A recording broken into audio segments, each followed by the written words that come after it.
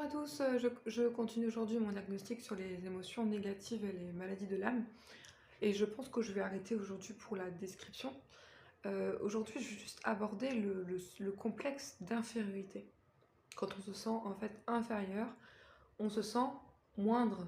On a l'impression qu'on ne vaut pas grand-chose. C'est le complexe d'infériorité. Et donc ça nous fait se sentir littéralement inférieur et disqualifié aux yeux de Dieu et des autres.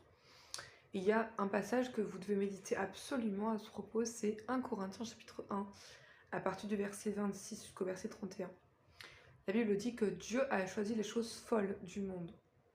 Dieu a choisi les choses folles, les choses qui ne sont rien, les choses que le monde ne considère pas. Donc si on a été appelé de Dieu et qu'on n'est pas qualifié, c'est vraiment une bonne nouvelle. Gloire à Dieu. C'était vraiment une bonne nouvelle. En fait, finalement, on est complètement qualifié en n'étant pas qualifié. Alléluia. Donc on doit absolument se libérer du sentiment d'infériorité et du complexe en fait qui fait qu'on se compare beaucoup aux autres. On a l'impression qu'on n'est pas à la hauteur et quand on regarde en fait l'appel de Dieu sur notre vie et qu'on regarde à nous-mêmes, on se dit c'est impossible. Amen. Donc libérons-nous de ce complexe. Sachez que Dieu a choisi les choses folles du monde, les choses qui ne sont rien, afin que en fait personne ne puisse se glorifier devant Dieu. Et ça, c'est très important. Vous allez voir les appels de Dieu très célèbres dans la parole de Dieu. L'appel de Gédéon, Gédéon va dire « Je suis le plus petit de la famille de mon père ». L'appel de Moïse qui va répondre « Mais je ne sais pas parler ». Alléluia.